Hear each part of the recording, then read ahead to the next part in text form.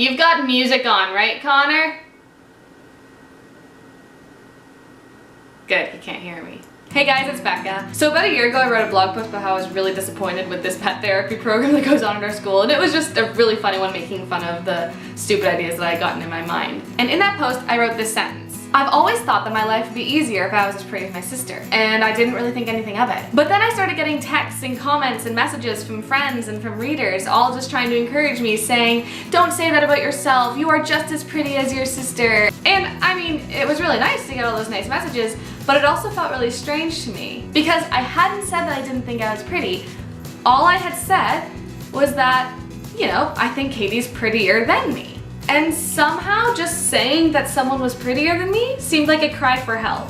Now I want to give you a bit of a backstory so you understand where I'm coming from. In high school, I hated how I looked. All through my journals, there were pages upon pages of things I wanted to change. But somewhere along the line, while I was here at college, I just got over it. I just didn't really mind how I looked anymore. But getting over it didn't mean that I immediately thought that I was, you know, the most beautiful person in all of the land. Rather, it just meant that I accepted reality, or it was like, you know what, yeah, I do have flaws, but who cares? I just realized that I'm just the way I am, and if I can just accept that, I can put my energy towards things that is much more productive than worrying about how I look.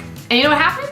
Funnily enough, when I accepted that I didn't actually have to be the most beautiful, that's when I started liking the way I looked. Somewhere along the line, accepting that I wasn't the most beautiful made it okay for me to accept the beauty that I do have.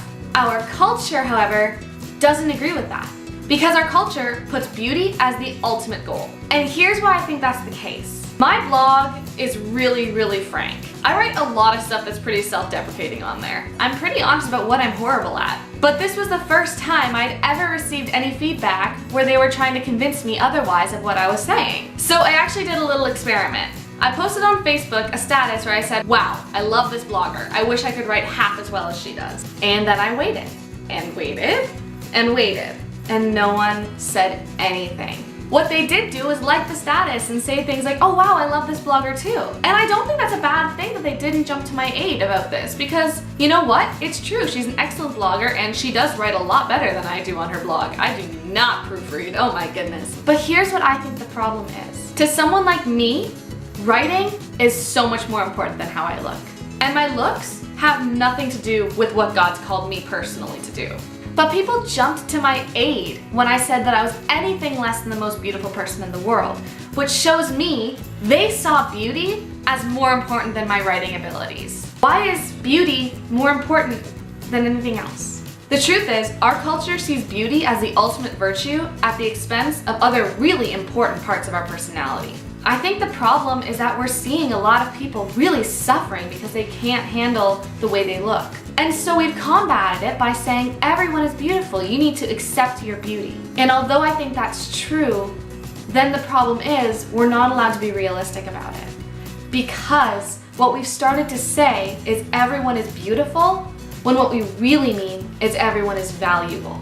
It is not a value statement to say that someone is not as beautiful as someone else. Just the same way that it's not a value statement to say that someone is a better writer than someone else. Not being able to be realistic when we talk about beauty perpetuates the idea that in order to be valuable, you need to be beautiful. That's a toxic mindset, guys. So why don't we just stop it? Instead, let's just be realistic about the gifts that God has given us. Because that's the beauty of the body of Christ. It doesn't come in one shape or size. The body of Christ is filled with the most diverse group of people you will ever meet. And you know what? God uses every single one of them. So let's stop reducing each other's value to how we look.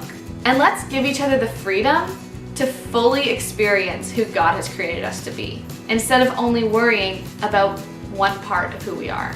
So, I'm Rebecca Lindenbach. I'm not the prettiest, and I'm okay with that. And I'm okay with that because being pretty isn't the only thing that God created me to be. That's all for today, guys. As always, if you like this video, give it a thumbs up and let me know what you thought in that comment box below. If you don't want to miss my next videos, make sure to hit that subscribe button so you never miss an update. Until next time, take care.